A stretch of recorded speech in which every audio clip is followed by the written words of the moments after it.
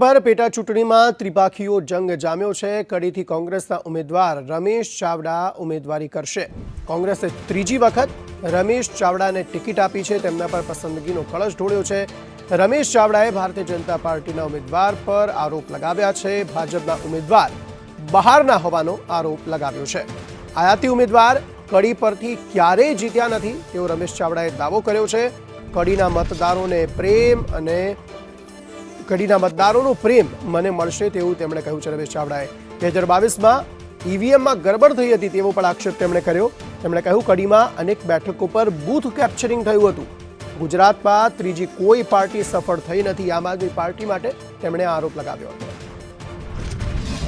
કડી વિધાનસભાની ચૂંટણીને લઈને બિગુલ ફૂંકાઈ ચૂક્યા છે, ત્યારે આજે ઉમેદવારો છે તે પોતાની ઉમેદવારી કરવા જઈ રહ્યા છે। આજે જે રમેશ ચાવડા છે તેમની સાથે આપણે વાત કરીશું। તેઓ પૂર્વ ધારાસભ્ય પણ રહી ચૂક્યા છે અને છેલ્લી ત્રીજી વખત પાર્ટી તેમના ઉપર ટિકિટનો કળશ ઢોળ્યો છે। તેમની સાથે વાત કરીશું। આ ત્રીજી વખત તમને પાર્ટીએ આપી છે ટિકિટ, શું કહેશો અને આજે ઉમેદવારી કરવા જઈ રહ્યા છો?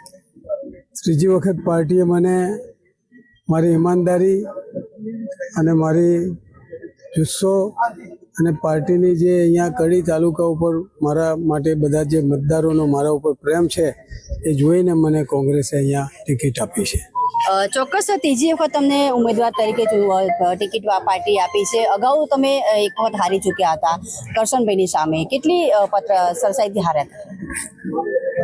વાસ્તવમાં જે થયું, હું કોંગ્રેસમાંથી કરશનજી સામે હાર્યો નહોતો, પણ અહીંયા ખૂબ મોટો ઈવીએમમાં અને એમાં તકલીફ થયેલી।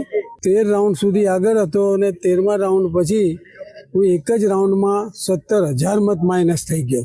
એક જ રાઉન્ડમાં 17,000 મત માઇનસ થઈ ગયો અને પછીના જે પાછા રાઉન્ડો થયા એમાં હું પાછા 10,000 સરપ્લસ થઈ ગયો।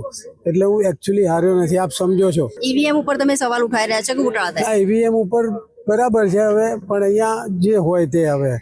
પણ અહીંયા બીજી વાત કરું તો અહીંયા પોલીસ કંટ્રોલર જે ઉપર બેઠા છે, જે અહીંયા વહીવટ અને કાયદો બંને એકદમ એક જ તરફી ચાલે છે। રાજુભાઈને કોઈ ઓળખાણ નથી કે કોઈની સાથે કંઈ સંબંધ નથી કે માત્ર ને માત્ર ભાજપના નામ ઉપર એમને ચૂંટણી લડવાની છે। આ તાલુકામાં એમનું કોઈ યોગદાન નથી, એ બહારના વ્યક્તિ છે।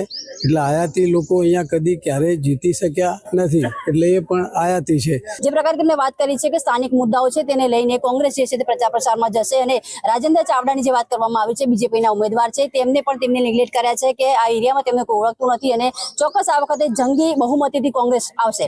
પાયલ, સંદેશ ન્યૂઝ, મહેસાણા।